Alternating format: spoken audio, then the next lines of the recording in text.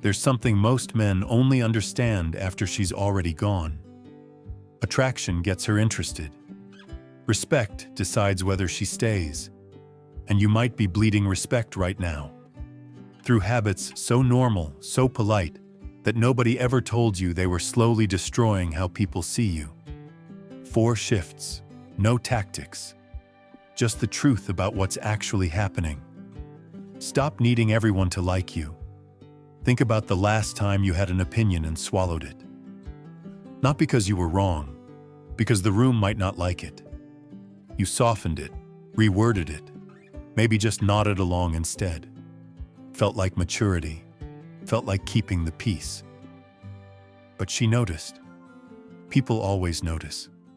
Because there's a version of you that exists only to make others comfortable. He agrees too fast, apologizes for things that aren't his fault, reshapes himself mid-conversation to fit whatever the moment demands. And without any single dramatic moment, he disappears. Approval-seeking doesn't announce itself. It just quietly hollows a man out until the person standing there isn't really him anymore. What people value isn't the man who keeps everyone happy. It's the man who's the same person whether the room approves or not. Not arrogant, not cold, just grounded enough that he doesn't need outside confirmation to feel okay. The moment that becomes real for you, something shifts. You stop performing, you stop shrinking, and people start taking you seriously in a way they didn't before. That's the approval trap. But even men who escape it destroy their standing through something far more subtle. Stop rushing everything. You send her a text. 4 hours pass, nothing. Most men feel their stomach drop immediately.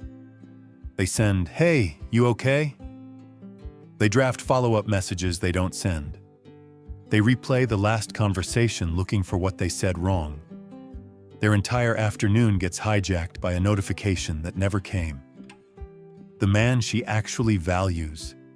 He sees the silence, puts the phone down, and goes back to his life. Same situation, completely different reality. Because rushed behavior, rushed texts, rushed emotions, rushed need for reassurance broadcasts one thing louder than any words: that your emotional stability depends on her response. Once she feels that, something changes. Not because she's playing games, because she can sense the difference between a man who's grounded and a man quietly falling apart, waiting for her to save him. Stillness under uncertainty isn't indifference. It's the clearest signal of self-trust that exists. And it's rare enough today that people feel it the moment they're around it.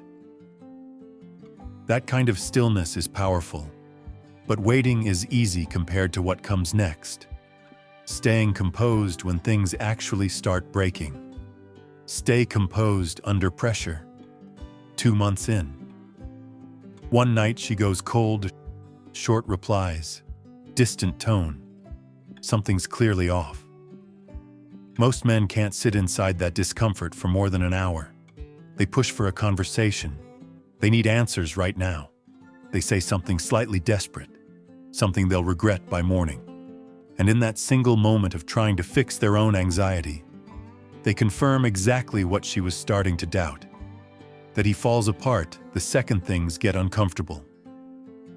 Composure isn't about suppressing what you feel. It's about refusing to let the feeling make your decisions before you do. The frustration is real. The anxiety is real. But the man who can hold all of that and still respond from a steady place, that man answers a question she didn't even know she was asking. Can he be trusted when things get hard? Most men fail that test before they even realize they're taking it. The ones who pass it don't do it through strategy.